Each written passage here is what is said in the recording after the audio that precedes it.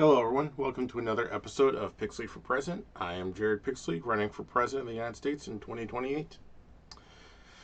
So, to begin, I guess I need to beg. Running a presidential campaign is expensive. In previous presidential campaigns, candidates have spent over $1 billion each. Advertising, staffing, rallies, they all cost money. And I just had to renew my website hosting, which is just $60 a year, but still coming out of my pocket. Working part-time as a cashier, $60 is a significant amount. And I had just spent about over $350 promoting my YouTube channel. So that adds up. Plus, I did sent out a bunch of letters and postage. And I've yet to hit 1,000 subscribers. I have no billionaires, no corporations sponsoring me. So I need your help. Please donate just $5 or $10 to help my campaign. There is a link in the box below. Just click on it. It should take you right to the donation page. And if you do, thank you very much. Last week, I talked about how the U.S. is seen on the international stage. And it was not good.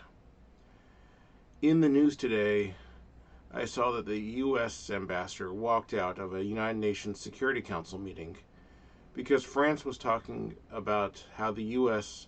was once a respected nation, but its standing has fallen to be on par with North Korea and Nicaragua.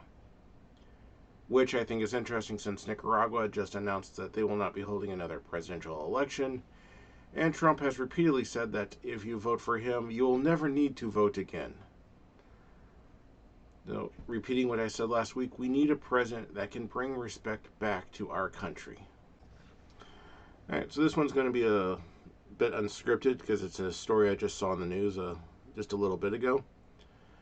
But Sean Hannity was interviewing Scott Bessent, the Secretary of the Treasury, about what Elon Musk said about how the AI data centers are going to bring in so much money that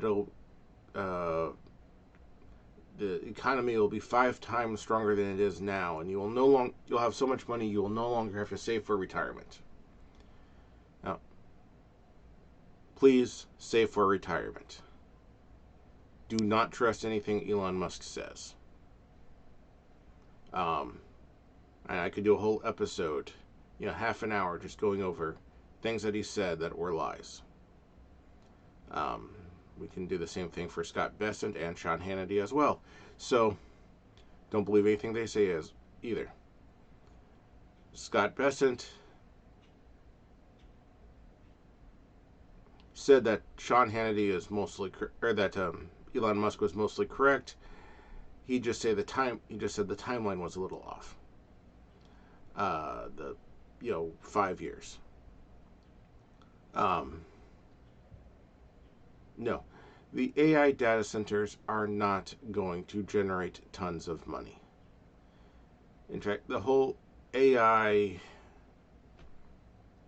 movement, I guess you could call it, the whole AI push, is cutting jobs. They're trying to replace humans with machines. Yeah, that's not going to make you money. That will make the rich people money, and they will put it in the bank and sit on it. We have seen in the past, Reaganomics, the whole idea of a trickle-down economy. We make the rich richer, and then money will trickle down to the common folk. It does not work. We have seen that over the years. It does not work. The rich get richer, the poor get poorer. You can look up charts of that, showing exactly how much. I got my parents each one year for Christmas posters showing what life was like when they were born. the cost of a gallon of milk, the cost of a dozen eggs, the cost of a new home, the cost of a new car, the minimum wage. Yeah. Minimum wage has gone up a little since they were kids. The price of a home has gone up quite a bit more. Yeah. The current minimum wage is what, $7.25 an hour? I live in New York State. The New York State minimum wage is $15 an hour, so I lose track of the federal. But the federal minimum wage has not increased in like 20 years. However, the price of a new home has gone up quite a bit in 20 years. But yeah, so save money if you can. Save for the future is my recommendation. And don't trust AI data centers. But what Scott Bessent doesn't say is, how will building more AI data centers generate money? It's not creating jobs. They've moved AI data centers into communities. They've built them, promising so many new jobs. All the specialty jobs, the computer programmers coming from outside, and they might hire, a custodial team and pay them minimum wage. That's the jobs they're creating. They're also consuming 75% of the power from the local grid, causing brownouts in the community. They're draining the water reservoirs. Communities are complaining that the water coming out of their tap is brown, because it's the bottom of the reservoir where all the sediment is. The noise complaints, complaints about the brownouts. Someone pointed out that there's 0 data centers built within 10 miles of a billionaire.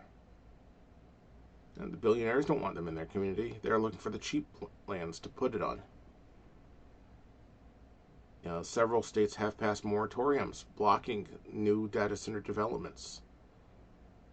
There's a case in Georgia. They built a data center, and the data center secretly drained tens of millions of gallons of water from the local reservoir.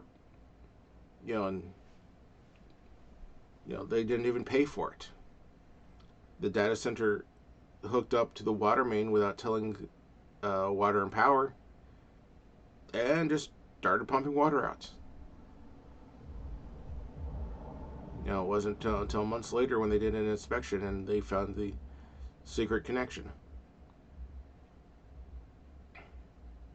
But I guess, to be clear, I do have complaints about data centers. Not with the data centers per se. I have complaints about the companies that are building the data centers. And I think we are rushing just to try to do it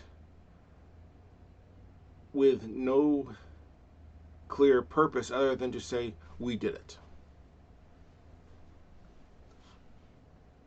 The race to the moon, there was a clear goal, a clear purpose. We wanted to put a man on the moon. We wanted to advance our technology to the point that we could put a man on the moon. And, I'm sorry to all the, conservative snowflakes who don't believe science, but yes, we have been to the moon. People have walked on the moon.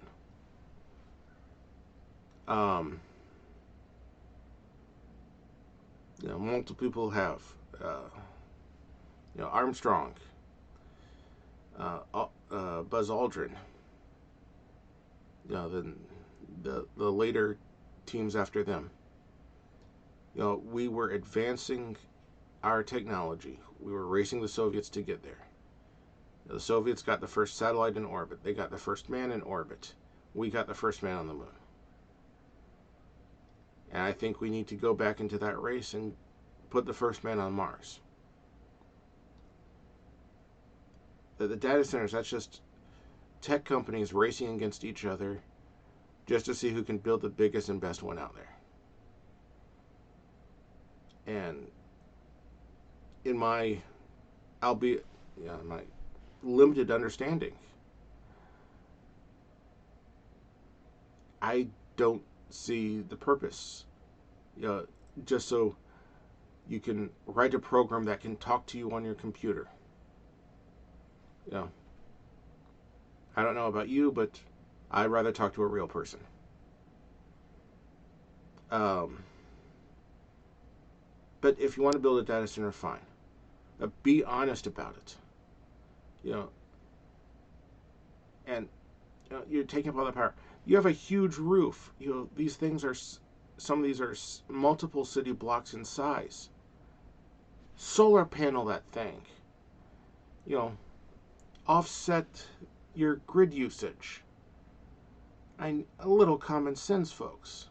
Especially the ones you're building, Georgia, Texas, California. You get plenty of sun down there. But lying about the water usage. Trying to sneak it in next to an elementary school, which is what they were trying to do in Florida. The companies need to be honest about what they're doing. And you know what? Build one next to Elon Musk's house. That way he doesn't have to commute that far. Then Elon Musk's data centers are even more of a joke. And the other thing, the spike in RAM prices, and not just RAM prices, computer part prices in general, because these data centers are buying up wholesale all the computer parts so that the average users can't get any, and it's caused computer prices to skyrocket. I'm hoping that in the next year or two, there's just the data center bubble busts. And then the manufacturers have tons of parts and no data centers to sell them to, and prices drop for the average consumer. That would be my dream. I don't see it happening unless more states put in these bans on data centers.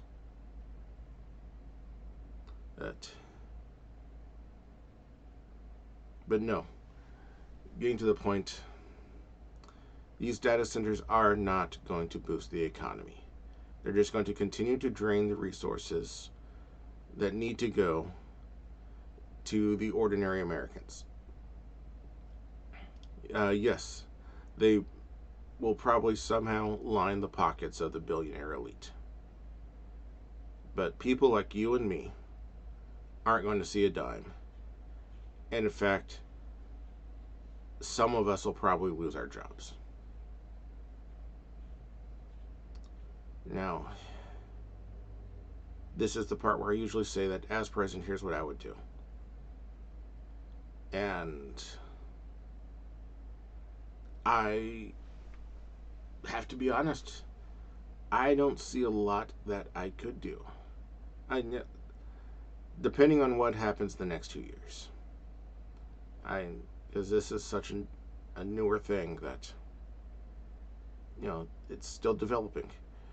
But depending on, assuming nothing changes in the next 2 years, I will advocate against them. But to do a ban, that would be Congress. Congress would have to pass a bill to ban them. And a nationwide ban might be a bit much. And I will work with local authorities to try to stop them from being built in near communities.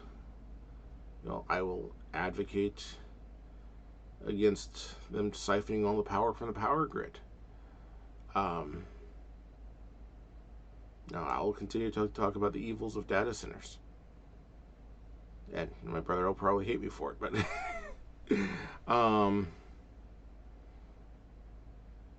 Actually, my campaign manager will hate me for it as well. He's yeah, a lot more into AI than I am. Uh, but then again, he has a job where he actually works with AI, so uh, he has job-related experience. But no, there's not a lot I can do as president. But I do plan on pushing for a bill to, as I said in a green energy episode, a bill to get businesses to, build more solar panels. Any large parking lots to cover them in solar canopies, and I could add a line that data centers have to put solar panels on their roofs to offset their energy usage. Um, no, but that would still require an act of Congress to pass. But like I said, I think our best bet is to just wait for the bubble to collapse. Um, and just work to keep, work on the local level to keep the data centers out of our communities. If enough people complain and if people start voting with their pocketbooks, instead of using AI to do something, can you do it yourself? Is AI really saving that much? You'll start to consider that. If we get less usage, if we stop, playing with Grok, then will Grok really need that big of a data center? But just remember, the people have the power. It's the people in charge only have the power because you give it to them. If you start voting with your pocketbook, that puts the power back in your hands.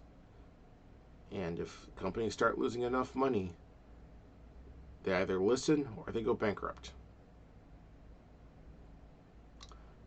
Thank you for being here this week. Please come back again next week. Bye.